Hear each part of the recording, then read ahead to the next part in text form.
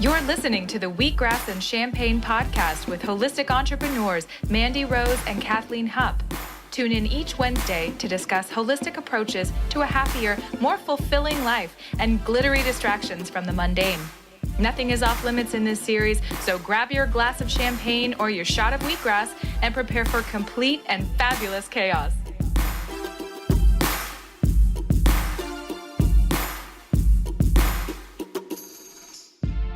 Hi, guys.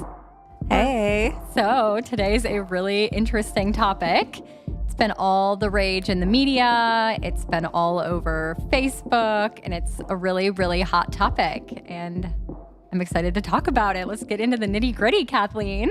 And the word is glyphosate. Glyphosate. It's pronounced many different ways. I've heard people say it like glyphosate and glyphosate, but it's glyphosate. And it is the main active ingredient in Roundup. She says it so happily, but really it's a very dark and ugly thing. Ooh, it's very scary, actually. So most people probably have heard of Roundup, and many people have it in their garage. And if you do, I suggest you go outside right now and get rid of it. Get rid of it. Don't dump it down the drain. Because then you'll poison the fish. But get it out of your garage. Yeah, there's no good way to dispose of that, but just maybe toss it in the trash. Yeah, and don't buy it again. But this whole episode, we really want to just raise awareness, and everything we're going to be talking about is research-based and fact-based. So we're not really talking from a personal perspective, although you guys can probably guess how we feel, but really we want to keep it factual and resourceful, and everything that we have researched has come from scientific studies or research done by professionals in the industry. So that's kind of what we want to share with you guys and open up your minds and help you understand this whole theory and concept that's been going on and just maybe hasn't been explained in layman's terms. So glyphosate, what it is it is a chemical in Roundup that they spray on crops. And it hasn't been used forever. I want to say in the 70s is when they started spraying it on crops, and it's becoming more and more used by companies to harvest crops a lot quicker. Sprayed on our food, not just our gardens and our bushes at home to keep them nice and pretty and weed-free. It is sprayed on almost all of our food. Yeah, 75% of food is sprayed with Roundup or glyphosate. A lot of crops that are more grains, so like corn, soy, cotton, wheat, sugar beets. These are main staples in the standard American diet. So it's very alarming to know that over 90% of these crops, soy crops, things like that, are sprayed on a daily basis. And the scary part about it is then acted like an antibiotic on the plants. So all plants have what's called the shikimate pathway. Have you ever heard of that, Kathleen?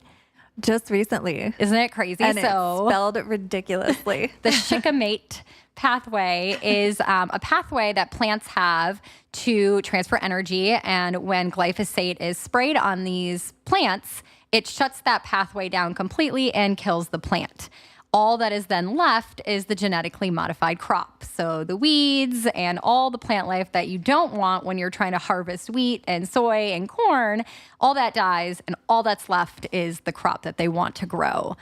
And they recently thought that humans didn't have that pathway, right? Yeah. So, when this chemical was originally sprayed on the crops, they thought it would be safe because only plants had this shikimate pathway. But now with further research and the modern technology we have we're starting to realize that this shikimate pathway actually exists in the most important part of our body, the microbiome. So our cells in our biome have this shikimate pathway, and it's a huge part of our detoxification pathway. So just like when it's sprayed on the plants and it blocks that pathway, it also blocks that pathway in our gut bacteria. And that's scary because these gut bacteria are responsible for our neurotransmitter production. Responsible for almost everything. Yes. And so our serotonin, our dopamine, our melatonin, all these are normally produced, but when the shikimate pathway is shut down, they are no longer produced. So our happy, feel-good chemicals are actually being depleted in our body. So it's no wonder that people are struggling more with sleep disorders, a lot of mood disorders, right, relating to serotonin and dopamine, ADHD for children. So this shikimate pathway is like a huge, huge deal when it's sprayed on these crops. And then, like you were saying, it is then absorbed into the plant. They are harvested. It's sprayed 3 to 5 days before harvesting. So very recently before it is created in our food supply. And then, it transfers into our bodies through that, which is interesting and terrifying at the same time. Well, yeah, and it kills so much of the good bacteria in our bodies, the good bacteria that fights off disease and, keeps us healed from the inside out. It was recently shown that there was botulism in cows because the cows are eating this glyphosate-treated grass, and the glyphosate that they've previously consumed has killed off their good bacteria that would fight the botulism. So now botulism is just like rampant in the cows, and it's coming through to their milk. And that's just another one of the ways it's affecting us. Yeah. Not only corn and soy and wheat. Exactly. And like you were saying, that it kills off those good bacteria because glyphosate is an antibiotic. Mm-hmm. And so it kills all our good guys, all our fighter cells, our protectors. They are all slowly diminished over time, leaving then the negative to thrive, which we don't want. So that kind of leads into the whole concept of disease. There are so much research studies that have been done that show an increase in a lot of diseases in our modern day, right? It's almost like dot for dot on the graphs that compare, Crohn's disease and colitis and gastroparesis and celiac disease, gluten intolerance, Alzheimer's. I mean, it's just insane. The list goes on and on and on. And they're believed to all be tied to our consumption of glyphosate. Yeah. And that's, I think people always hear of our parents' generation or our grandparents' generation. They lived these long, healthy lives, and they weren't plagued with gluten intolerance and food allergies. Heard of these diseases. My grandparents think I'm crazy for being gluten-free, and it's understandable because in their day and age, they didn't have these alarming rates of IBS, Crohn's, like you were saying, even obesity, autism in children, birth defects. These things are becoming more and more common today. And I think that's a huge reason why we want to share this topic with you guys, because it's common knowledge that all of these epidemics are growing in prevalence, and we have to find out where is it coming from, right? Mm-hmm. And our food is something we can't stop consuming. It's getting kind of ridiculous with the elimination diets that everyone's doing, whether you're, whatever diet that you stick to. It's almost like, okay, we cut out wheat, and now we're cutting out meat, and now we're cutting out dairy, and now we're cutting out corn and soy, and eventually there's going to be nothing left to eat. Right. It's getting ridiculous. Right. And the studies, they show that 75% of our foods are containing glyphosate, but it's actually increasing because they are using it to spray on certain crops. However, because of this chemical existing in our environment and our daily lives, it's now leaking into the water and into the air. So even if you eat a very clean and organic diet, unfortunately, we can't avoid it. And so these studies and these correlations of epidemics of disease and, issues being related to Roundup is something that we all have to really start paying attention to and realizing that changes need to be made, or, these diseases will continue. Well, yeah, it's no longer enough to just not eat it and, protect your own life, because we all share this globe, and whatever chemicals are sprayed in here, they stay in here. They evaporate into the sky and then they rain down on us. So even if, I eat a completely organic life, I believe you do too. And, we're still poisoned by these toxins because they are used so commonly. I mean, I saw my neighbor using Roundup on their plants the other day, and I was like, no, please don't. No. We share the same soil. Right. And so, there have been many researchers and scientists for the last 22 years. Someone that we follow, Jeffrey Smith, he has been really dedicating the last 20 years of his life. He's traveled to 45 different countries. He's written 2 books. He's made 4 documentary series, all on the research and factual studies that have been done linking Roundup to diseases. And it has never been proven outside of these labs and these scientific studies, and it hasn't been caught by the mainstream media, right? Until recently, a court case that just came about. And I know Kathleen has done a lot of research on it, but up until this point, the only warning labels we have been given is from the World Health Organization, and they're global, international, and they have said that glyphosate in particular is labeled as a carcinogen. It is known to cause cancer. However, other agencies and other, government situations just haven't been able to make that same claim. Well, so it's almost ridiculous. I mean, the Environmental Protection Agency, they're a government agency, and they still to this day state that glyphosate is completely safe when the research is, abundant. It's just so ridiculous. It's so plain and clear and in your face that glyphosate is leading to all of these health complications. And the EPA is just standing firm in their lies. And it's crazy. So thank goodness that we have, the World Health Organization and the EWG. They just recently sent another letter to General Mills because the cereals are actually one of the most toxic things. Like one of the things that's the highest affected by glyphosate. So they're calling these companies out and saying, hey, you need to either source better ingredients that are not treated with glyphosate, or you need to start warning people that you're killing them. Because, one of the highest polluted things is Cheerios. And who eats Cheerios but little babies? Right. And, they're like the most susceptible to this. And I think that's you just brought up a really good point is, yes, this ingredient is being used and it is sprayed. It is completely sprayed legally. What they are doing and putting it on these crops is not an illegal act. They are doing it within the confines of the law.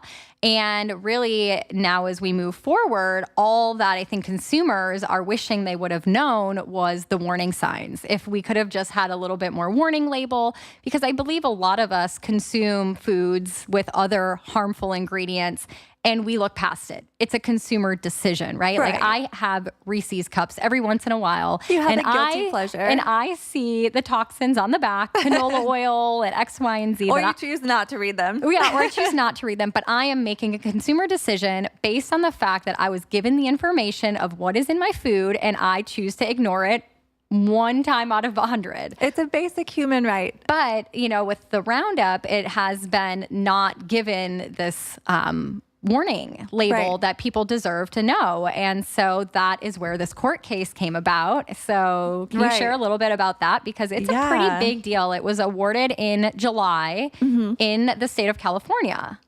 Yeah, so it happened right after Bayer acquired Monsanto. And so they were acquired for $62.5 billion, I think. And this lawsuit was for $289 million. And I did a little nerd math. And that is less than 0.5% of what their company sold for. Wow. So that's what they were supposed to pay this man, Dwayne Johnson. He was a groundskeeper for a school. And his claim was that he got his non-Hodgkin's lymphoma from just years of exposure to the Roundup and other glyphosate products. And he was spraying it at a school. Every day. His job was to spray Roundup on the lawns at the school. Where the kids crawl around, play on their hands and knees, throw things in the air. It's crazy. And then he developed non-Hodgkin's lymphoma. I believe there was a point where he had reached out to Monsanto saying, hey, do you have any research? Could my cancer be caused by the Roundup usage? And they ignored him and they said no. And he kept pressing forward and brought a court case against Monsanto, which was a huge deal, right? No lawyer takes that case unless they're thinking there's plausible reason for that to happen. There's so much reason. So this guy, Brent Wisner, he made a good call by taking this case. And they actually came out, they won, but it's in appeal now, I believe. Yep. So they're trying to pay out a little bit less. And I guess the ball is in Dwayne Johnson's court now. We'll see what he chooses to do. But It was by actually a trial by jury, right? So all this information was presented to a panel, a jury of normal people like you and me, and they were given all the facts and all the research and all the scientific studies. And that jury claimed that there was enough evidence to believe that Roundup causes cancer. Right. And he deserves to be paid and compensated for that. Right. Even though he is terminally ill, which is very scary. It's terrifying. And I read in one article, I'd have to pull that up so I can reference it, but they said that Dwayne Johnson only had, probably a couple more years to live because this is so severe and it's been going on for so long. Anyway, that's an aside. I don't know why I said that. But no, that's super important, that he has now done due diligence and has brought this court case. And so now people are realizing that if a judge awards him the money, that it is, believed that it causes cancer. So to kind of backtrack even a little bit more and understanding how glyphosate causes these disorders within our body is it really stems from the leaky gut. And I know it's like the hottest topic right now, leaky gut. I'm sure you guys have heard it. Dr. Axe talks about it. So many different practitioners talk about it. Even modern medicine and conventional medicine are starting to become aware to the leaky gut. It's one of the most commonly diagnosed things right now. It is. And leaky gut is what leads to autoimmunity. It leads to cancers. It leads to all that. And so essentially all that leaky gut is in our gut bacteria and our microbiome. It is one cell thick. And that one cell prevents any toxins that we eat, consume, prescription medications, things that are not meant to leave our digestive tract. That one cell of the microbiome protects that from our bloodstream. And over time, the glyphosate wreaks havoc on that wall, that one cell lining, and creates these little tiny micro tears. Think of a cheesecloth that would get stretched out if you kept pulling on it. And so now you have these little holes, and the next time you go and eat a food containing glyphosate or some toxic pesticide or even an antibiotic or something that maybe isn't so great for our body, it will actually go through those little tiny holes straight into the bloodstream. And when it enters our bloodstream, it's a foreign invader. So our bodies are miraculous and magical. And when they recognize a foreign invader, they freak out. They attack. And they sick all the little fighter cells on that foreign invader. But what happens is it creates a systemic inflammation. So you start noticing symptoms of fatigue and inflammation and pain and, a whole slew of different symptoms that we kind of ignore. And then eventually down the road, it will continue to attack the body, and it can attack the thyroid. It can attack, our pancreas, our kidneys, our brain. And that is how autoimmune starts, the formation of tumors, stress on the body, Alzheimer's, all these things. And so it's really important to kind of understand why we need to be getting this toxin out and avoiding it at all costs. Right. So and I know I was reading a study too that was so much information, but there is a study that is linking the increased use of glyphosate with autism, which is really scary. I was reading a study that was saying that the rate of autism, it's like 1 in every 20 children will be born with autism by the year 2025. That's really scary. Awful. And isn't it? It's higher in different demographics. It is because of our detoxification pathways, different genetics have different mutations of detoxification. And so if you have less ability to detoxify, you're not going to get this out as fast as other people. And so that will lead to increase of all these diseases we just listed. So, it's really important. And they've done research, which is so promising. Like, we're not here just to scare you, but they have done a massive amount of research of removing people from a genetically modified diet, simply organic, just changing their diet, and have alleviated so many of these health conditions. It's because ridiculous. They're not true conditions sometimes. So for instance, like gluten intolerance and celiac. They're just side effects. They're just side effects. The Roundup in the body creates a symptom that mimics a disease. So they're saying now with gluten intolerance or celiac disease that it's maybe just a glyphosate overload on the body and not necessarily the disease that we are calling it. And so removal of the glyphosate from the body is allowing people to consume gluten without reaction. Although we know that you shouldn't be consuming it because of the glyphosate spray, but you're not getting these severe, massive food allergy reactions that you were getting before. Right. And I'm totally testimony to that because I have been celiac for 9 years and gluten-free for 9 years and have done healing to rid the glyphosate out of my body. And in the past 2 months, I've had gluten on accident 3 separate times with absolutely no reaction. And in the past, that would have elicited almost like a flu-like reaction with bloating and tiredness. So I definitely feel it personally within my body, the changes of food sensitivity since removing glyphosate, avoiding it in the first place, and then detoxing out what exists in my body. So I guess let's kind of share with them where it's found, all the different places that glyphosate is found. Well, it's in everything. I know. I mean, basically. Jesus, in the corn, the soy, the wheat, oats, beer, obviously, because beer is made from barley and wheat. Wine is starting to be detected for glyphosate. It's in everything. Not everything, but I mean, and the grass. A pretty comprehensive list. Yeah, it's sprayed. I mean, if you spray it on your grass or your lawn, it's going to seep into the soil. And then that soil is linked to your neighbor's soil. You know, there's no separation under the fence. You know, like we said, it evaporates up and then it rains back down. So we're getting this lovely glyphosate rain.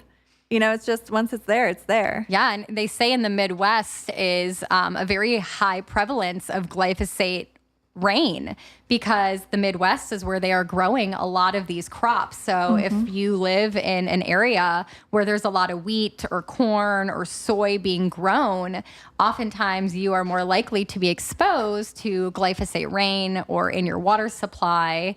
And like you were saying, the grass too, right? Like places like the park and golf courses. Golf courses are the worst. They treat the grass so much there. I mean, it's always perfectly green. Why do you think that is? You know, they kill all the weeds. And then pets too, right? Like you have 2 cute little puppies. And so what are like the fears with pets, right? We've learned so much about that.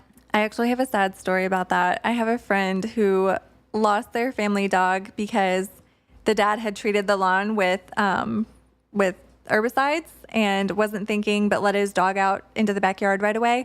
And then the dog, you know, ran around and played and then came in and licked his paws and died very shortly after. No. Yes. So it's a for real thing. It's not like, this isn't a scare tactic. It's not, you know, just hocus pocus. This is real information. It's really affecting our bodies and our pets, our environment, our pets. Well, and dogs don't 1 out of, I think 1.6 of them contract cancer. 1 out of 1.6 dogs. That's, I don't even cancer. know. That's like 60% or something ridiculous. Yeah, it's like almost every dog. 1 out of 1.6. It's crazy. I mean, and it can be reversed with, a better diet. But just for them to contract it in the first place, like dogs getting cancer, that's ridiculous. Yeah. That makes you take a hard look at your life and say, what are we doing wrong? Yeah, why are all these dogs and cats getting cancer? You know, dogs especially, I think they were saying that they had done a study on urine levels, like they test glyphosate in your urine,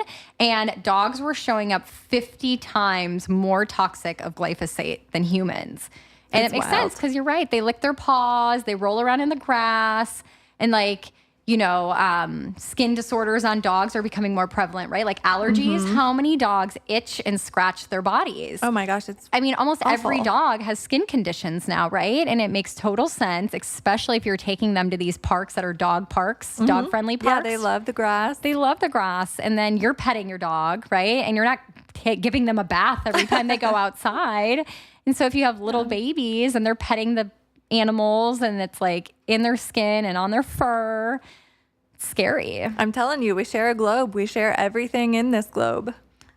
And something that really blew my mind was glyphosate is being found in our tampons and in our feminine care products. 85% have tested positive for glyphosate. We need a sound effect button. Can we get that like a horror movie?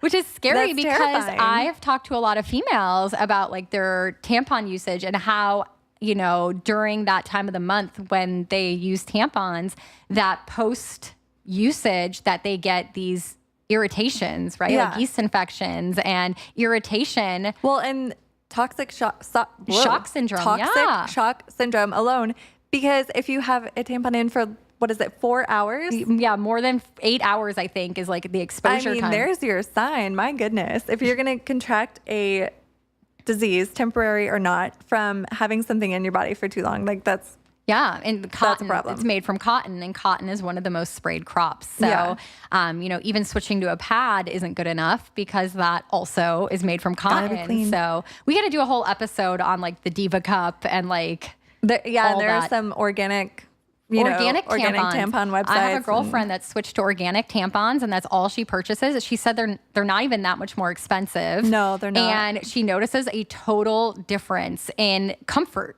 Yeah. Not just like, it affects the way you feel. Yeah. She's like, regular tampons feel super uncomfortable, but the organic ones, I don't even notice they're there. And it's like, because your body is not Your body's reacting. rejecting it. Yeah, it's rejecting. It's exact. Yeah. So that was like mind blowing to me. I'm like, oh my gosh, food in our water and our like grass, that makes logical sense. But I would never have thought tampons. And Q-tips. Oh, I've mentioned to you before that I only use organic Q-tips, and I kind of kick myself at the grocery store every time I buy them. It's like a love-hate relationship. But, they're like almost double the price of normal Q-tips, but it's worth it because the Q-tip brand, they're sprayed with glyphosate. They're coated. And your ears are one of the most susceptible parts of your body to contracting viruses and, bad bacteria.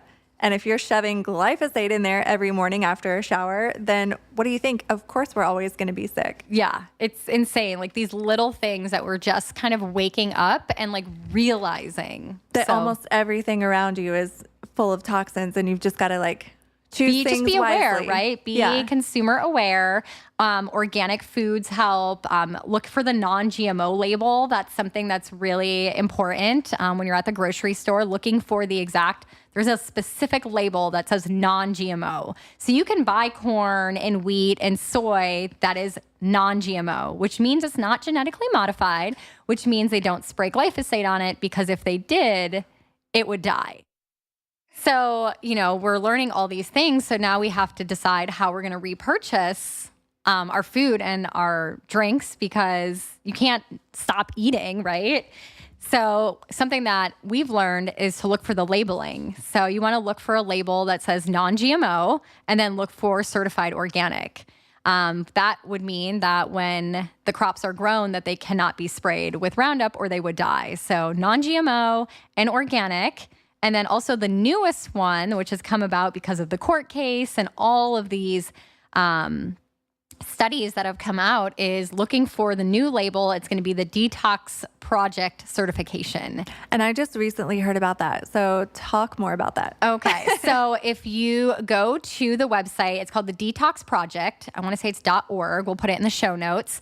And they are a nonprofit company that has been advocating for clear and concise labeling. So to be able to be Detox Project certified, you have to submit your food, your brand, whatever. Like they do vitamins, they do cereals, they do everything, even supplements and these claims to detox products.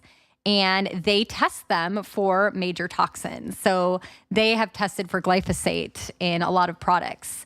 And if the product comes back with no residue of glyphosate, then it can be Detox Project certified, which is, they're very, very strict. I know that there was over 25 products submitted to detox glyphosate out of the body, and only one came back as truthful. That's amazing. So they're a very credible and reputable source. So check out Detox Project and look for their new labels on food. It's amazing that they're advocating, right? There are going to be so many labels on food pretty soon that we won't be able to read what it is. Well, hopefully that all changes. I'm a big advocate for buy organic, because once you know better, you have to do better. But what that's going to create is this environment where companies are going to notice an influx of people purchasing organic, and then they're going to want to come out with more organic products. Exactly. Because consumers are speaking. You vote with your dollars. Yes. That's how you make change. You don't have to sign a petition. You just tell them what you want by purchasing what you want. Exactly. And so that's where this whole thing kind of wraps up is we are talking about just bringing knowledge and awareness to people that these studies exist, that this is happening in our environment, and that we have the power to make consumer smart decisions and go and say, you know what, we don't like this. I don't like that you're spraying something that causes disease. I don't like that you're doing this and causing harm to our pets. So what I can do about it is protect my body and then purchase organic. Live your best life, heal. You know, you've got to put the good in to get the good out. So if you know what you're consuming, you've just got to choose better. Look for your ingredients, look for your labels of, you know, good certifications like Mandi said. And Wheatgrass. When you do consume the negative, like say you go out to eat for a friend's birthday, obviously the restaurant is probably not going to be using the highest quality ingredients. So indulge, let yourself do that. You know, you've got to have balance in life, but just know how to detox your body from that. So the next day after that birthday dinner, grab your shot of wheatgrass and cleanse yourself, and, you know, just make sure that you're inputting a lot of greens always. And supporting the detox pathways, right? Supporting the liver, supporting our kidneys, having a lot of your microgreens. Microgreens. And doing your best to avoid, you know, exposure. So get rid of the tampons, get rid of the spraying on your own personal lawn, avoid locations that you clearly see perfectly cut green grass. You know, it's a clear indication that it's being altered. It might be pretty, but don't touch it. Look from a distance with a mask on. So I'm thinking, Kathleen, you let me know.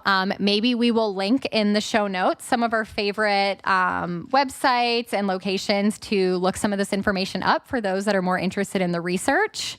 We could link to some of our favorite websites, the Biomedic that has clinical studies. It shows to reduce the glyphosate from the body. 75 or 74% in 6 weeks. In 6 weeks, yep. And that is, the study was done on people who did not change their diet. Right. Which is super impactful, right? Because not everyone can afford to buy organic all the time. We don't live in a bubble, and we, like you said, go out to eat. So this is great research showing this, that it is reducing the glyphosate despite eating a regular diet. So I love it. I think it's like my insurance policy. Exactly. I buy it every month. I notice a difference right away. Well, I mean, your gut is basically your second brain. So you've got to purify that and keep it clean and protect it, because that's everything. Exactly. And I totally attribute that I'm able to tolerate foods that I was extremely sensitive to because I've worked on that. So not only is it reducing glyphosate, but is healing the gut, the leaky gut.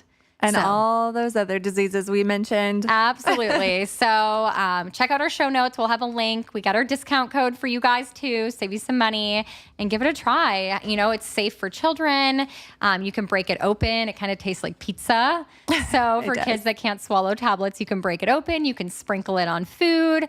I know some of my clients actually put it on their pet's food. So like on their dog food, or they just break it open and sprinkle it under their dog's tongues, and notice, you know, pretty quickly that their like eczema or their skin conditions alleviate very quickly, which is super exciting. Mm-hmm. Yeah, that's probably one of the first ways that you'll see a difference is in your skin. Your skin will just glow because you're purifying your body. So naturally, you know, everything shows on your face. Normally, if you have an impurity with a certain organ, it's going to show on a certain part of your face.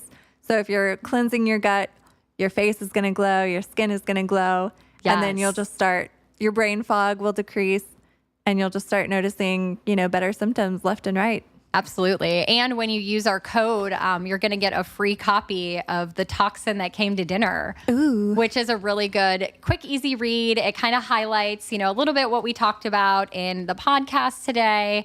It presents the research study. It breaks it down more in detail. So for those of you who are very fact-based oriented and you want to read the research and you want to really clear and concise, you'll get a free copy of that book when you purchase your first bottle of Biomedic, which is super exciting. And P.S. Look for my testimonial in the book. What? Mandi Rose, do you know what page number you're on? It's way in the back by the testimonials. So it's super exciting. I'm officially published. She's in text.